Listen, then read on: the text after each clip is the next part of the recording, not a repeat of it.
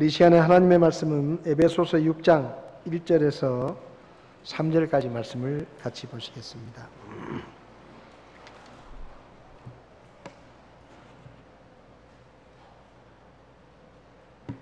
에베소서 6장 1절부터 3절까지 말씀을 우리 한 목소리로 같이 읽도록 하겠습니다. 같이 읽겠습니다. 자녀들아, 주 안에서 너희 부모에게 순종하라. 이것이 옳으니라.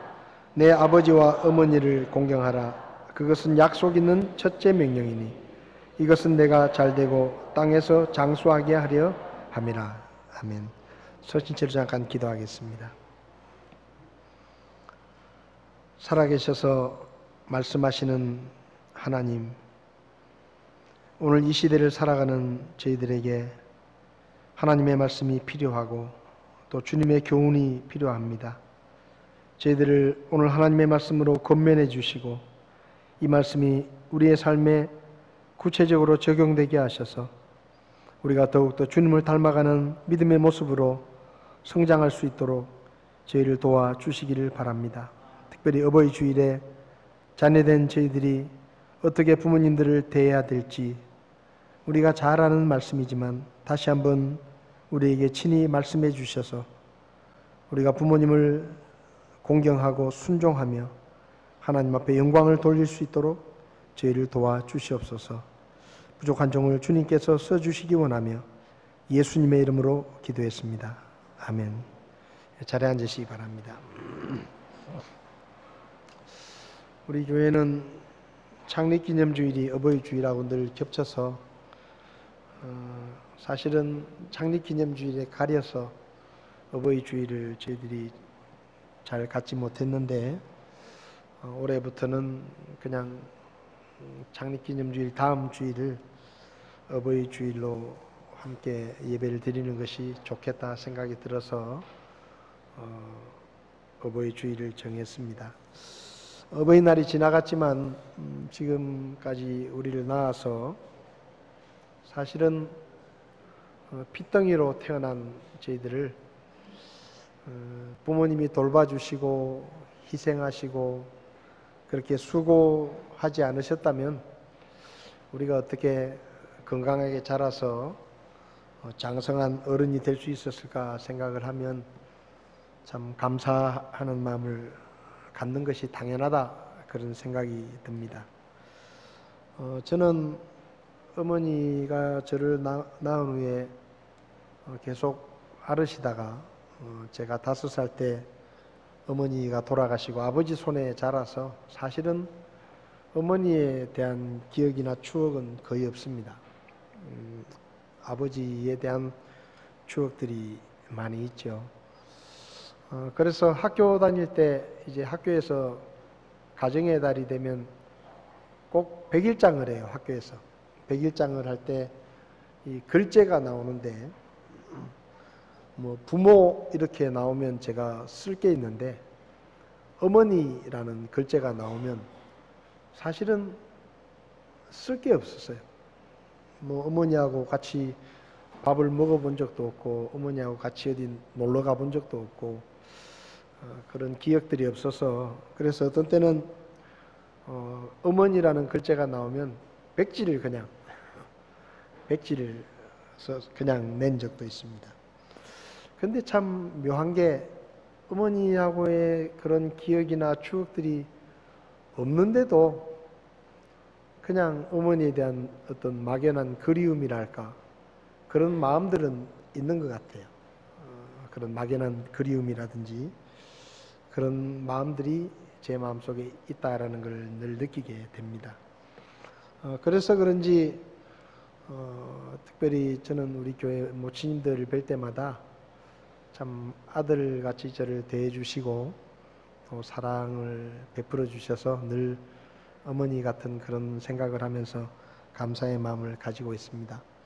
또 아버지도 이제 돌아가신 지 몇 년이 지나고 나니까 아버지의 빈자리도 사실 제가 나이가 들었지만 아버지의 빈자리도 있는데 우리 교회 원로 집사님들 또 어른 우리 부형님들이 저에게 또 늘 조언도 해주시고 또 사랑의 격려도 해주시고 그래서 늘 아버지 같은 그런 마음을 가지고 감사하는 마음을 가지고 있습니다. 특별히 이 시간을 빌어서 감사의 말씀을 드립니다. 정채봉이라는 시인이 쓴 시 중에 제목이 좀 특이한데요. 엄마가 휴가를 나온다면 그런 제목의 시가 있습니다. 어머니가 돌아가셔서 이제 하늘나라에 가 계시는데 그 엄마가 휴가를 좀 와서 나를 좀 만나줬으면 좋겠다 그런 마음을 쓴 시인데요. 제가 한번 읽어볼게요.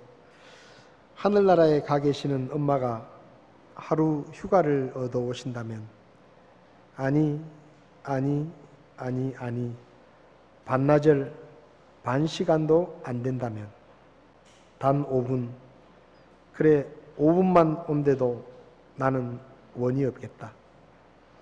얼른 엄마 품속에 들어가 엄마와 눈맞춤을 하고 젖가슴을 만지고 그리고 한 번만이라도 엄마하고 소리내어 불러보고 숨겨놓은 세상사 중 딱 한 가지 억울했던 그 일을 일러 바치고 엉엉 울겠다.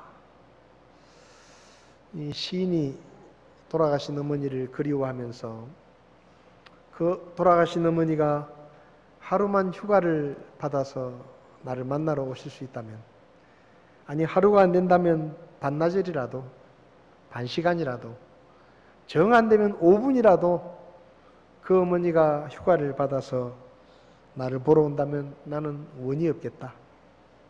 그 어머니가 휴가를 받아서 오면 엄마 품속에 안겨서 엄마와 눈을 맞추고 엄마의 가슴을 한번 만져보고 그리고 엄마 하고 소리내어서 불러보고 그리고 정말 속상했던 일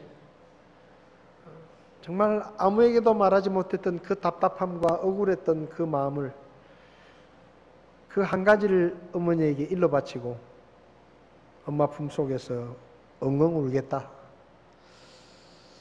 얼마나 그 돌아가신 어머니가 그리웠으면 불가능한 일이지만 5분이라도 엄마가 휴가를 받아서 나에게 좀 오셨으면 좋겠다. 그렇게 노래했을까 생각을 해 보았습니다. 사실은 자식들에게 이 아버지와 어머니와 보냈던 시간들에 대한 기억은 아무리 시간이 흘러도 잘 잊혀지지 않는 그런 기억들이라고 생각이 됩니다. 사진만 한 장 바라봐도 부모님과 지냈던 그 긴 세월의 시간들이 순식간에 다 생각이 나기도 하고 또 부모님의 목소리가 들리는 것 같기도 하고 그런 부모에 관한 기억들은 특별히 자식들에게는 영원히 잊을 수 없는 그런 은혜이면서도 또 한편으로는 참 꼭 돌아가시고 나서야 후회가 돼요. 꼭 돌아가시고 나서야 좀 더 찾아뵐 걸, 좀 더 잘해드릴 걸, 맛있는 음식이라도 좀 더 대접해 드릴 걸, 말 한마디라도 좀 따뜻하게 해드릴 걸. 이게 꼭 참 사람이 그래요. 곁에 계실 때는 그런 생각을 하면서도 잊어버리는데 꼭 돌아가시고 나면 그런 생각이 이렇게 마음속에 밀려오는 겁니다. 저도 아버지가 돌아가시고 정말 끝까지 안 울었거든요.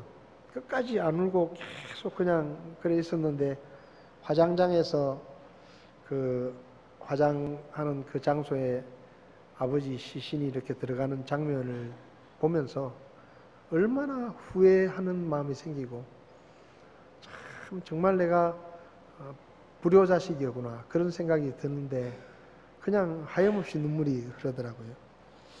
그러니까 참 이게 돌아가시고 나서야 그런 생각들을 하는 것이 어쩌면 대부분의 자식들이 그런 모습이 아니겠나 생각을 해봅니다. 그래서 오늘 저는 특별히 부모님이 아직 살아 계신 그런 자녀들에게 하나님께서 명령하신 말씀을 좀 생각해 보면서 돌아가시고 나서 잘하려 하지 말고 살아계시는 동안에 잘해라. 그런 말씀을 좀 드리고 싶습니다. 여러분 부모님이 계실 때 잘하십시오. 나중에 돌아가시고 나서 아무리 우리나라 풍습은 돌아가신 다음에 제사상을 어마어마하게 차립니다. 엊그저께 제가 사진을 한 장 봤는데 어느 스님이 돌아가셨는지 그분이 돌아가신 지 몇 주기가 됐는데 그 절에서 제사상을 차렸더라고요. 근데 그 사진을 이렇게 보는데 어마어마하게 차렸어요, 진짜. 과일도 거의 종류별로 한 박스 정도 되는 과일들을 쫙 갖다 놓고 막 상을 몇 개나 붙여가지고 사진 한 장 딱 붙여놓고 거기 막 제가 생전 보지도 못한 그런 과일들도 막 갖다 놓고 막 한 상을 어마어마하게 차려놓고 근데 그걸 보면서 그런 생각이 들었습니다. 많이 차려놓으면 뭐하노? 어? 돌아가시고 나서 많이 차려놓으면 뭐하노? 살아계실 때 따뜻한 밥이라도 한 끼 해드리고 국이라도 한 그릇 끓여서 대접해드리는 게 그게 진짜 효도지. 돌아가시고 나서 저렇게 어마어마한 상을 차리고 수많은 사람들이 와서 그것을 기념한다고 해서 그게 무슨 의미가 있겠는가 그런 생각을 해보았습니다. 부모님이 아직 곁에 계시면 잘하십시오. 부모님께 효도하고 또 오늘 말씀을 잘 들으시고 하나님께서 우리에게 어떻게 말씀하시는지를 잘 새기셔서 부모님을 올바른 태도로 대하는 그런 자녀들이 되시기를 바랍니다. 오늘 두 가지를 이야기합니다. 주 안에서 너희 부모에게 순종하라. 그리고 내 아버지와 어머니를 공경하라 라고 말씀합니다. 여러분 여기 주 안에서 너희 부모에게 순종하라, 내 아버지와 어머니를 공경하라는 이 말씀은 절대로 오해하지 마십시오. 너희들이 그렇게 하고 싶으면 그렇게 해라 하는 말씀이 아닙니다. 이것은 명령입니다. 명령. 하나님께서 그분을 믿는 사람들에게 주신 명령입니다. 명령. 그러니까 순종하고 싶으면 순종해라가 아니에요. 무조건 순종해라. 공경하고 싶으면 공경해라가 아니고 무조건 부모님은 공경해라. 그것이 하나님의 명령이다 라고 하나님은 말씀하십니다. 부모에게 순종하는 것은 하나님의 명령에 순종하는 것입니다. 오늘 본문을 보면 자녀들아 주 안에서 너희 부모에게 순종하라, 이것이 옳으니라 그렇게 말씀합니다. 여러분 여기 부모에게 순종하라고 했습니다. 순종하라. 우리가 쓰는 말 중에 순종이라는 말이 있고 복종이라는 말이 있습니다. 근데 순종과 복종은 다릅니다. 국어사전을 보면 순종은 다른 사람, 특히 윗사람의 말이나 의견 따위에 순순히 따른다. 이게 순종이에요. 순순히 따르는 거예요. 근데 복종은 남의 명령이나 의사 또는 규칙 따위에 조금도 어긋남이 없이 그대로 따름이라고 설명을 해 놓았습니다. 그러니까 순종은 순순히 따르는 것이고 복종은 따르고 싶지 않지만 억지로라도 따르는 것이 복종입니다.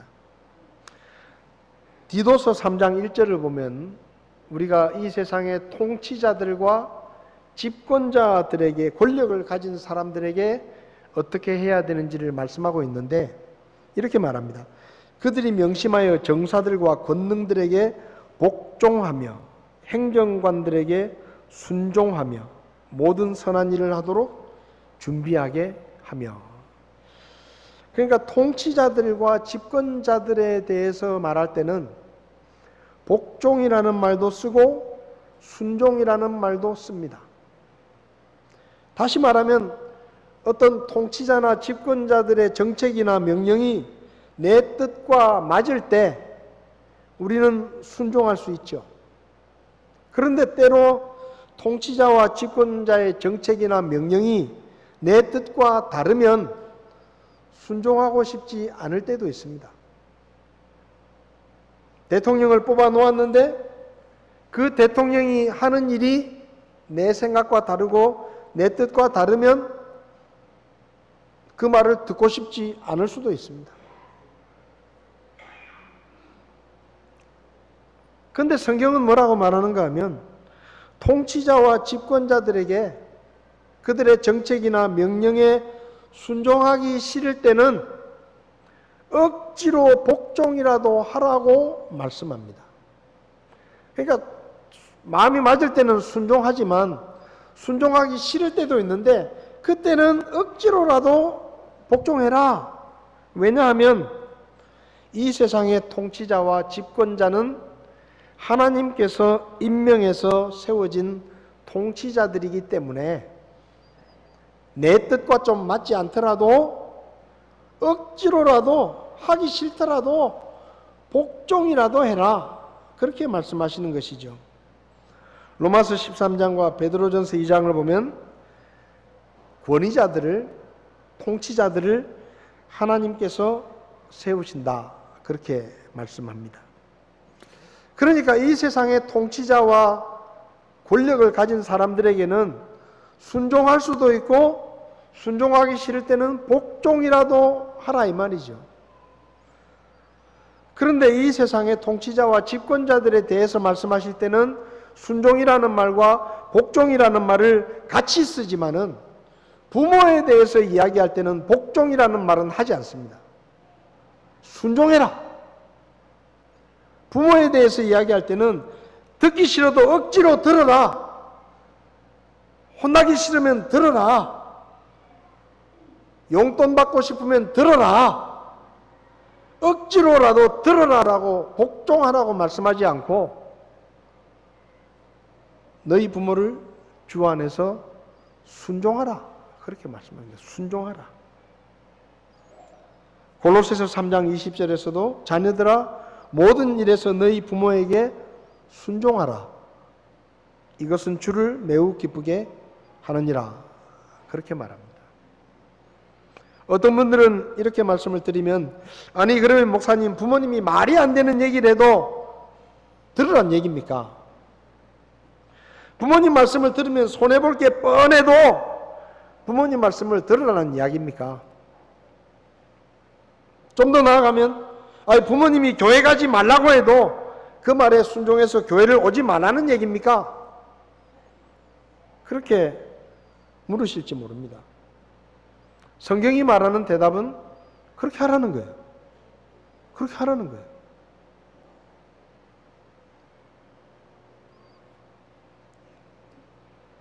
가끔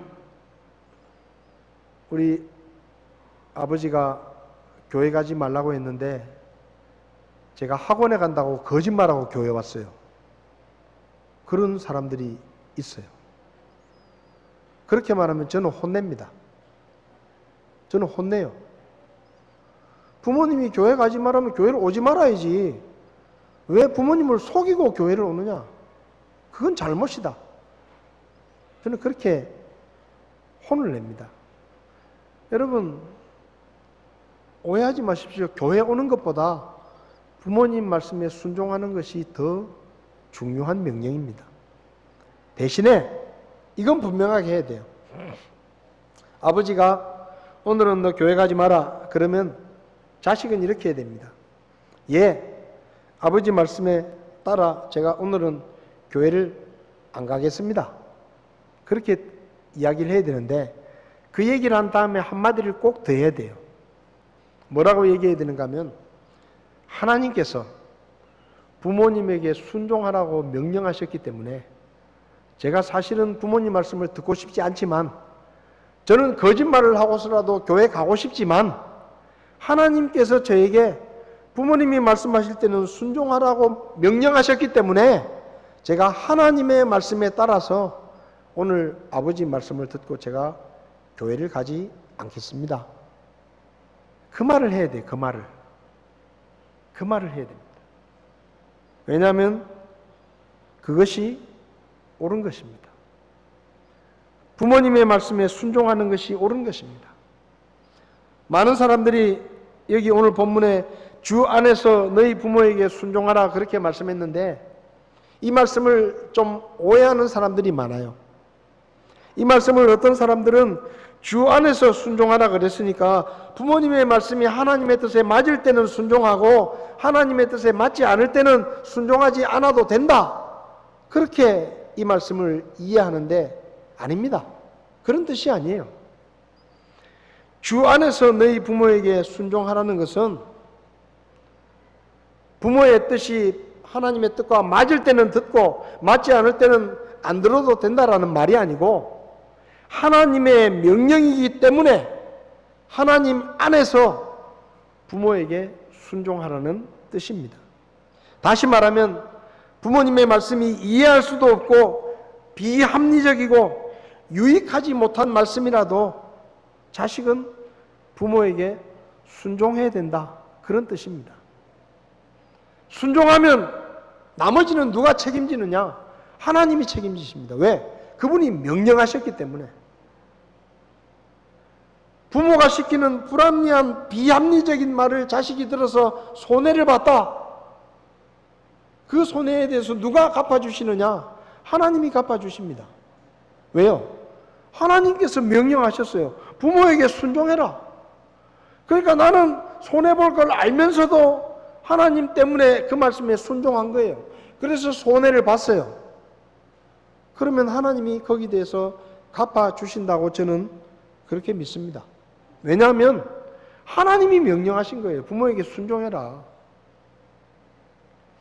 자식이 부모에게 순종을 해야 하는 이유는 부모님이 어떤 부모인지 부모님의 말씀이 어떤 내용인가에 따라 달려있는 것이 아니라 부모에게 순종하는 것이 하나님의 명령이기 때문에 자식은 부모에게 순종해야 하는 것입니다.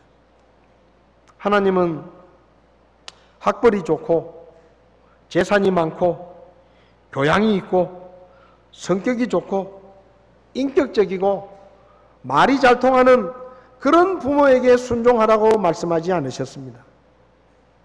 그 부모가 어떤 사람인지에 상관없이 자식이 부모에게 순종하는 것은 옳은 일이다 라고 말씀하셨습니다. 그래서 여러분의 부모가 순종할 만한 부모인가 따지지 마십시오. 여러분의 부모님이 하시는 말씀이 순종할 만한 말씀인가도 따지지 마십시오. 그냥 부모님이 말씀하시면 순종하십시오. 그게 하나님의 명령에 순종하는 것입니다. 그 하나님의 명령에 순종하면 그 다음은 하나님이 책임지시는 거예요. 왜?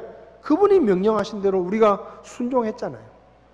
손해를 보면 손해를 갚아주실 것이고 또 우리가 아까도 말씀드렸지만 부모님이 하나님 뜻에 맞지 않는 걸 요구하실 때 오늘 교회 가지 마라. 그러면 거짓말하고 교회 오는 것보다 부모님의 말씀에 순종하고 대신에 아까 말씀드렸잖아요.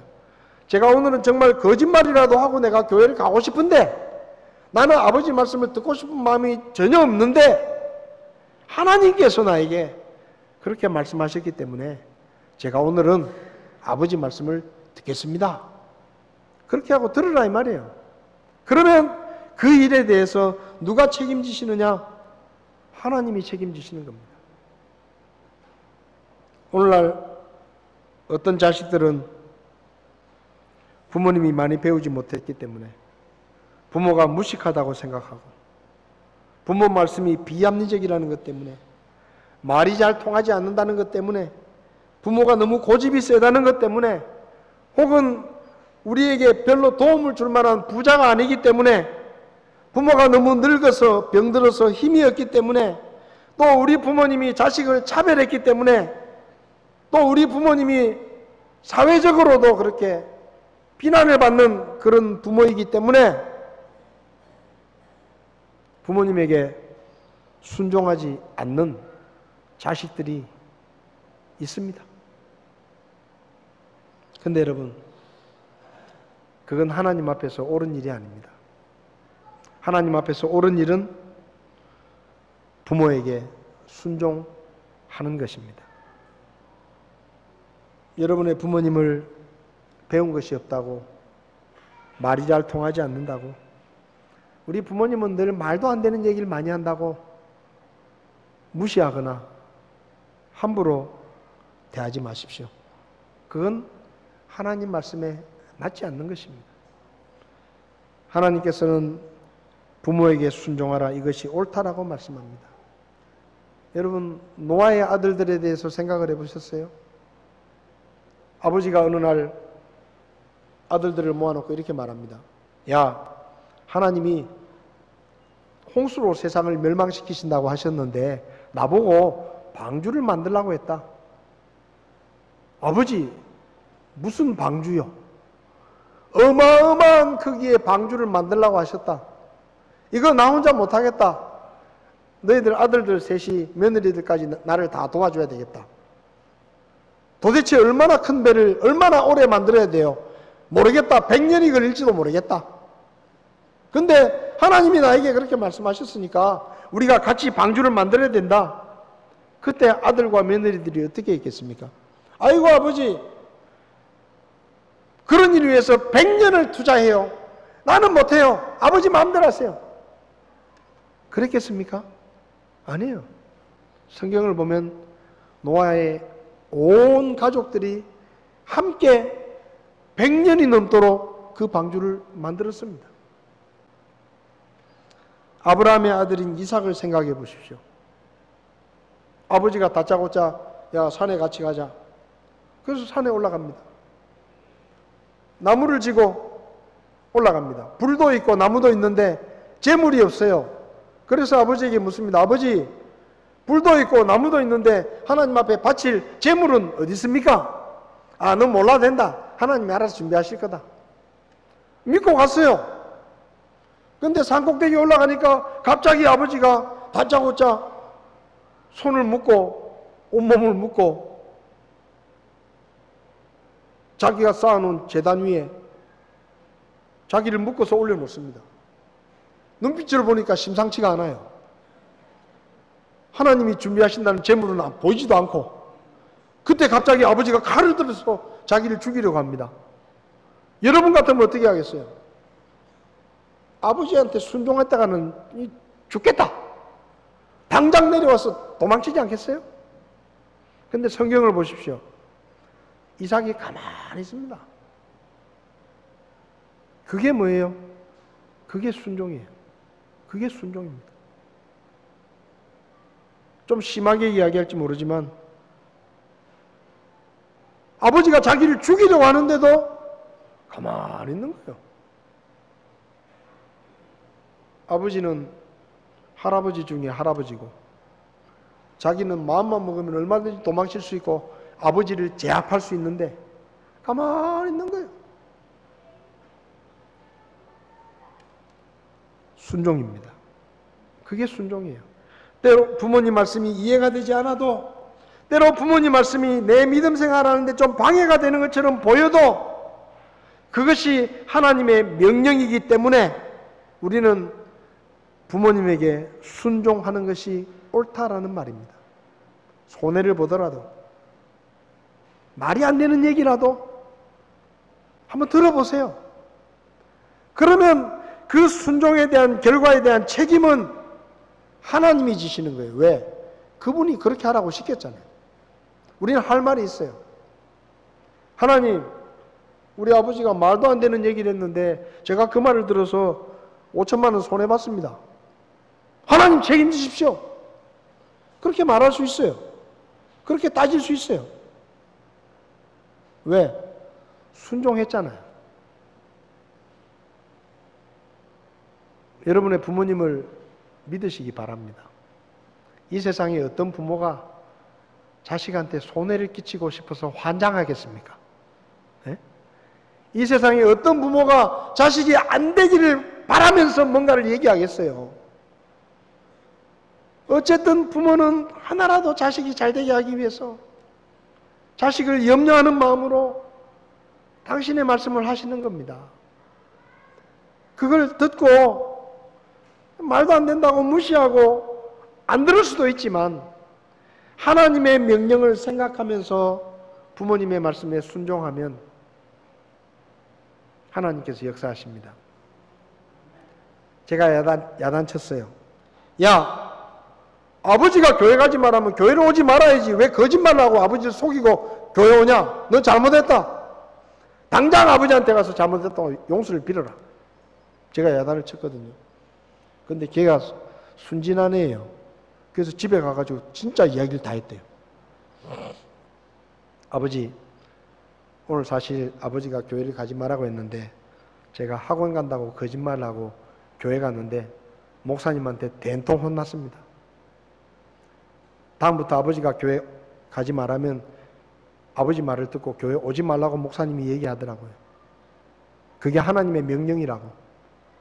그리고 아침에 제가 교회 가면서 아버지를 속이고 거짓말한 거 제가 아버지한테 용서를 빕니다. 아버지 용서해 주십시오. 그렇게 얘기를 했대요. 근데 그 아버지가 뭐라고 말한지 아세요? 야, 너 교회 목사 됐네. 그런 목사 있는 교회는 가라. 그 하나님 역사하시는 거예요. 여러분 그냥 웃어 넘길 일이 아니에요. 우리가 왜 부모님의 말씀에 순종해야 됩니까?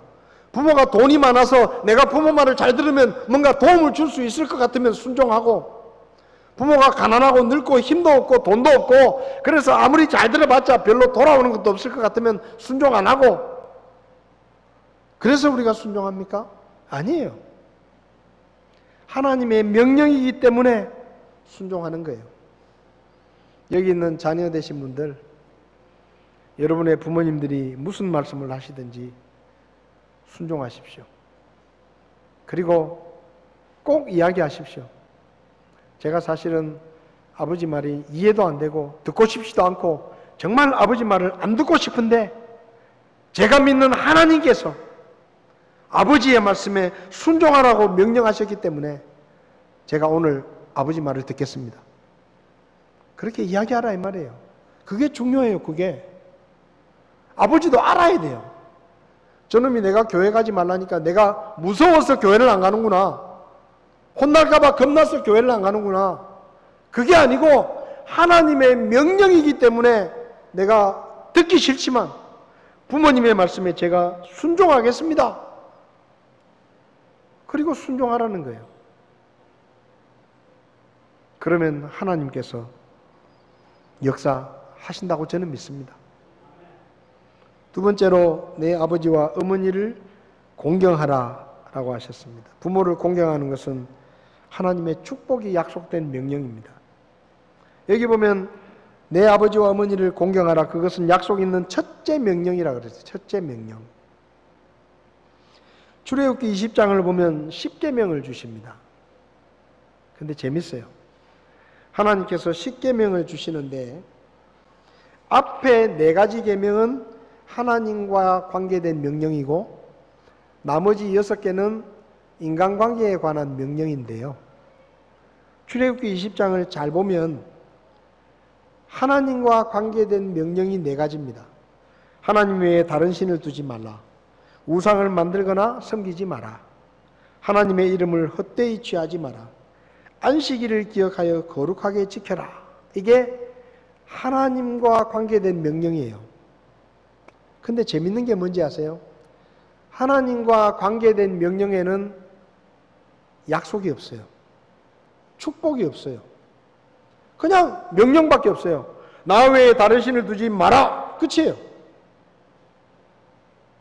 너를 위해서 우상을 만들거나 우상에게 절하지 마라. 내 하나님의 이름을 헛되이 취하지 마라. 안식일을 기억하여 거룩하게 지켜라. 이 명령들은 네가 그렇게 하면 내가 복을 주겠다 이런 얘기가 없다 이 말이에요. 근데 5번째 계명이 아버지와 어머니를 공경하라는 명령인데 이 명령에는 조건이 붙어 있어요. 내 아버지와 어머니를 공경하라. 그리하면 주 내 하나님이 내게 주는 땅에서 내 날들이 길리라. 하나님을 잘 섬기면 복을 주신다는 얘기는 없고, 네 아버지와 어머니를 공경하면 내가 너에게 잘 되게 하고 오래 살게 복을 주겠다라고 말씀하셨다 이 말입니다. 10계명 중에 하나님의 축복이 약속되어 있는 명령은 요거 하나밖에 없습니다. 네 아버지와 어머니를 공경하라. 생각을 해봤어요. 야, 하나님이란 분이 하나님을 잘 섬겨라 라는 말씀에는 아무 약속도 안 하고, 네 아버지와 어머니를 공경하면 네가 잘 되고 땅에서 오래 살게 해주겠다. 왜 그렇게 하셨을까? 얼마나 안 하면 보너스를 주시겠어요? 그냥 말하면 안 들을 거 뻔하니까. 그냥 네 아버지와 어머니를 공경하라 그러면 아무것도 없으면, 보너스가 없으면 자식들이 아이고 뭐 나도 먹고 살기 힘들어 죽겠는데 뭐 부모님까지 공경해. 그럴까봐 네 아버지와 어머니를 공경하면 하나님이 네가 잘되게 하고 복을 주겠다. 그렇게 말씀하신 거예요. 공경이라는 말이 어려운 말입니다. 사전을 보면 남을 대할 때 몸가짐을 조심스럽게 하고 받들어 모신다 라고 설명해 놨어요. 근데 사실이 굉장히 추상적인 말이에요. 공경이라는 말이 어려운 말입니다. 그래서 성경을 봐도 부모를 어떻게 공경하라는 내용이 아주 딱 와닿는 게 별로 없어요. 그래서 오늘 제가 부모를 어떻게 공경할 것인지, 일반적으로 사람들이 보통 이렇게 하면 부모를 공경하는 것이다 라고 이야기하는 것들을 제가 좀 말씀을 드리려고 합니다. 실제적인 거예요. 어떻게 부모를 공경해야 되느냐? 첫 번째, 부모를 자주 찾아뵙는 것이 공경하는 것입니다. 우리 조상들은 부모님과 한 집에 살면서도 아침 저녁으로 문안 인사를 했습니다. 아침에 부모님에게 가서 잘 주무셨습니까? 인사를 하고, 저녁에 또 편히 주무십시오 하면서 이부자리를 봐드리고, 우리 조상들은 그렇게 했어요. 그게 부모를 공경하는 것이라고 생각했어요. 그게 부모에 대한 예의였습니다. 지금 우리가 사는 시대는 자식이 결혼을 하면, 아니 결혼하기 전에도 뭐 지방으로 학교를 가거나 그러면 일찍 떨어져 삽니다. 결혼하면 자연스럽게 분가를 하죠. 그리고 멀리 떨어져 사는 경우도 많습니다. 그래서 한 달에 한 번 얼굴 보기도 힘들어요. 아니 뭐 1년에 한 번 보는 것도 어려워요. 자, 그러면 어떻게 우리가 공경할 것이냐? 할 수 있으면 자주 찾아뵈십시오. 할 수 있으면 자주 찾아뵈십시오. 그리고 찾아뵙는 게 여의치 않으면 전화라도 자주 드리십시오. 적어도 일주일에 한 번 정도는 부모님에게 전화를 드리십시오. 멀리 떨어져 있으면. 자주 찾아뵙지는 못하더라도. 그게 공경하는 거예요. 부모님을 생각하는 겁니다, 그게. 뭐 별일 없어도 전화하세요. 전화해가지고 웬일이냐? 어른들은 다 똑같아. 전화하면은요, 야 전화비 많이 나온다, 빨리 끊어라. 그러더라도 일주일에 한 번 정도는 찾아가기 힘들면 전화라도 드려가지고 잘 계신지 좀 안부를 살피십시오. 그게 공경하는 거예요. 두 번째로, 부모님이 말씀하실 때는 잘 들어드리는 것이 공경이고, 부모님께 말씀을 드릴 때는 부드럽고 공손하게 말씀을 드리는 것이 공경하는 것입니다. 부모님이 말씀하실 때는 잘 들으십시오.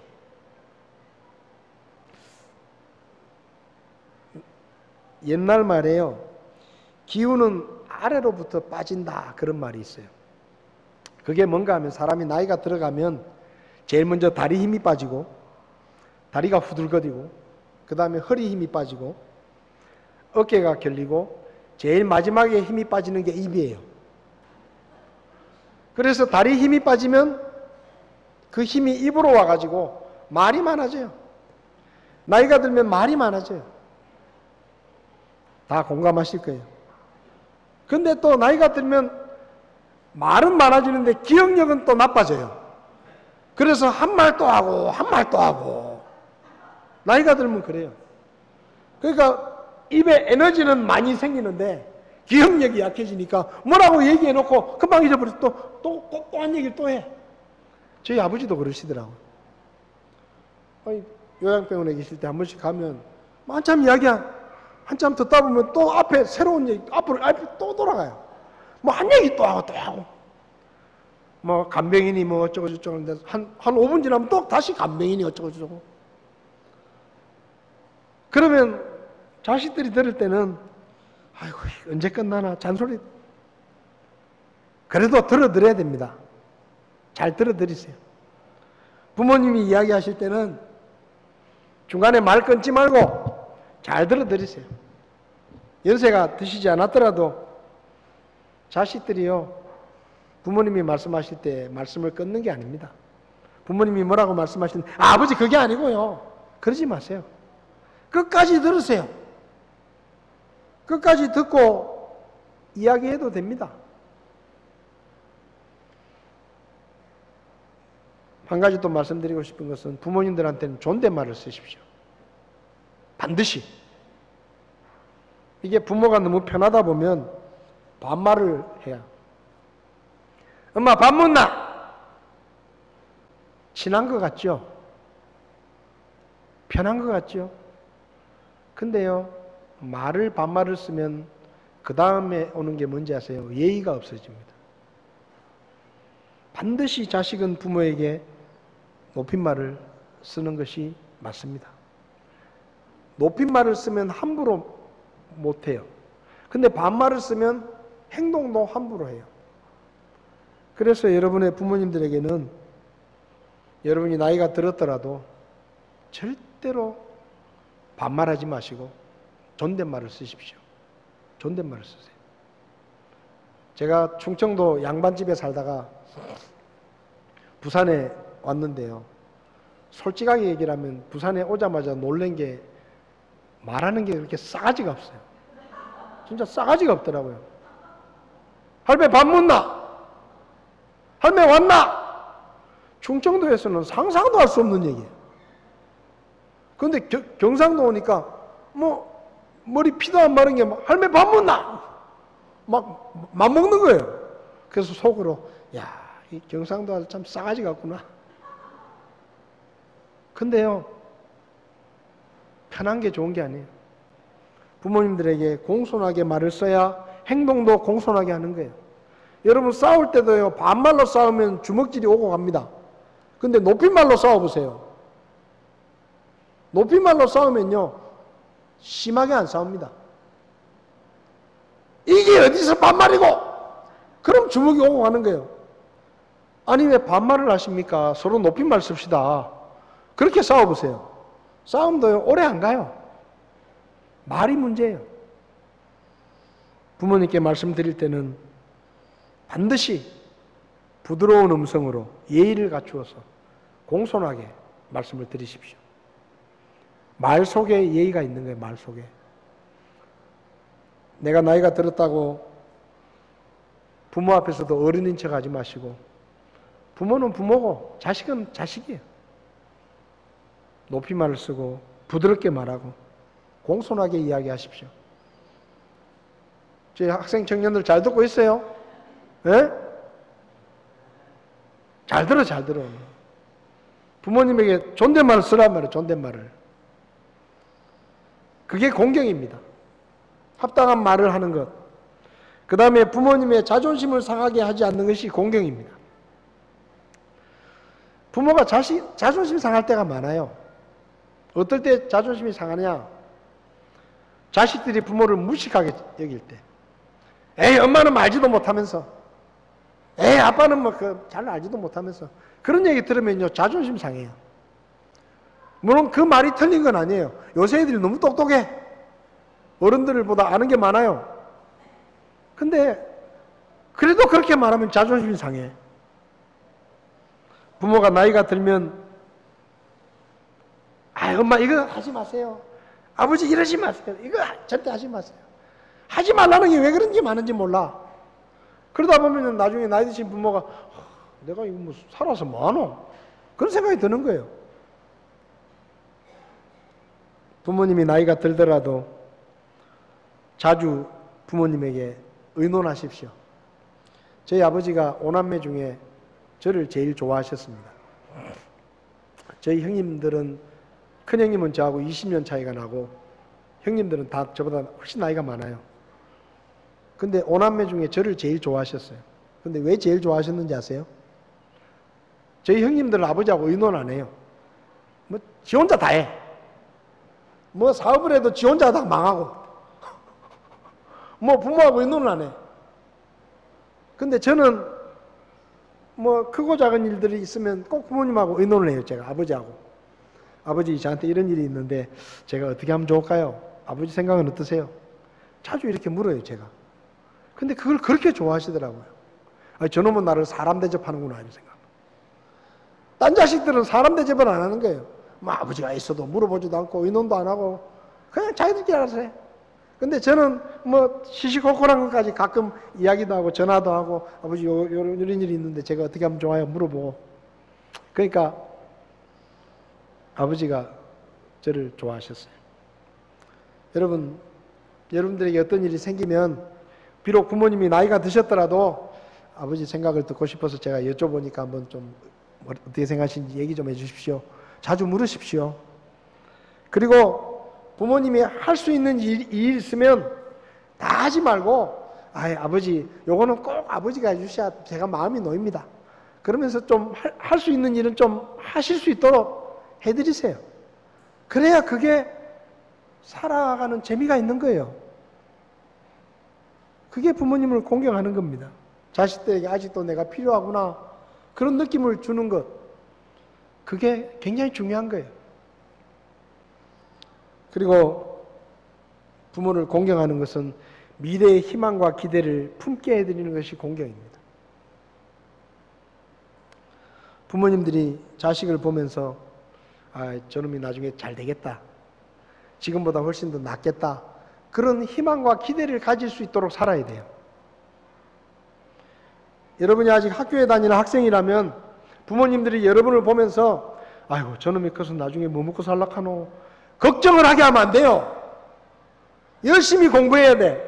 그래서 부모님이 그 모습을 보면서 야 저놈은 내보다 잘 되겠다, 야 나중에 저놈은 뭔가 성공하겠다, 이런 희망과 기대를 가지고 자식을 보게 해야지. 그냥 학교는 그냥 놀러 다니듯이 다니고 공부도 안 하고 맨날 PC방이나 다니고 게임이나 하고 앉아있고 그러면 부모들이 보면서 걱정이 되는 거예요. 아이고 저놈 자식이 공부는 안 하고 저 게임에만 앉아있다가 저 나중에 뭘 먹고 살락하노, 그럼 걱정이 돼. 미래가 기대가 안 돼. 그렇게 하면 그게 부모를 공경하는 게 아니에요. 부모가 자식을 보면서 기대가 있어야 돼. 기대가. 야 저놈이 커서 뭔가 되겠다, 나중에 잘 살겠구나, 야 사회에 필요한 사람이 있겠구나, 이런 마음을 가지도록 살아야 되는 거예요. 또 결혼을 했으면 손자 손녀들을 좀 할머니 할아버지들에게 자주 보여드리세요. 할머니 할아버지가 손자 손녀 크는 걸 보면서 저놈이 크는구나, 할아버지가 이제 내가 늙었는데 빨리 죽어야지 그렇게 생각하다가 손자가 딱 오면요, 그래도 저놈 학교 들어가는 것까지 보고 죽어야지, 그런 새로운 어떤 이 활력이 생기는 거예요. 그런 희망과 기대를 가질 수 있도록 해드리는 게 그게 부모를 공경하는 것입니다.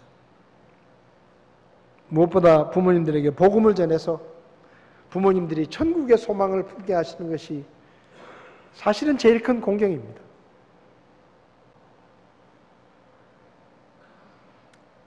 결론을 맺겠습니다. 왜 부모에게 순종하고 공경하는 것이 중요하냐? 저는 부모에게 순종하고 공경하는 것이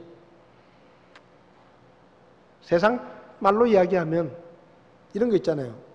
일석이조, 돌 하나로 새 두 마리 잡고, 도랑치고 가재 잡고, 마당 쓸고 돈 줍고, 이게 부모를 공경하는 거예요. 왜 그런지 아세요? 자, 보세요. 부모가 재산이 있으면 셰익스피어가 이런 말 했어요. 부모가 누더기를 걸치고 있으면 자식이 모른 척한다. 근데 부모가 돈주머니를 차고 있으면 자식들은 다 효자가 된다. 이게요, 안 믿는 사람에게 맞는 말인데 성경적으로 보면 틀린 말이에요. 성경적으로는 뭐냐? 부모가 누더기를 걸치고 있을수록 더 좋아. 왜? 부모에게 잘하는 걸 부모가 못 갚잖아요. 그러면 누가 갚아줘요? 이 세상 최고의 부자이신 하나님이 갚아주는 거예요. 그러니 이거는 부모가 가난하면 가난할수록 더 좋아. 하나님이 주시는 게 더 많으니까. 부모가 재산이 있어서 자식이 잘했는데 부모가 뭔가 남겨주고 가면 하나님이 좀 덜 줄 텐데, 아니 부모가 갚을 게 없잖아요. 그런데 그 자식이 부모한테 잘하면 하나님이 이 세상 최고의 부자가 마음 놓고 축복하신다 이 말입니다. 그러니까 예수 믿는 사람들은 부모에게 순종하고 공경하는 것은 일석이조예요. 부모에게 인정받고 사람들에게 칭찬받고 하나님의 보상도 받고, 이 좋은 걸 왜 안 해요? 이 좋은 걸 왜 안 해요? 주보에 효도 10계명을 실어놨습니다. 가나안 농군학교 김평일이라는 분이 쓴 글인데 잘 보시고 참고하시고 부모님을 잘 섬기시기 바랍니다. 부모에게 순종하고 부모님을 공경하십시오. 그렇게 하면 하나님이 갚아주십니다. 그 하나님의 축복을 받아 누리는 우리 모두가 될 수 있기를 바랍니다. 다 눈을 감으시겠습니다.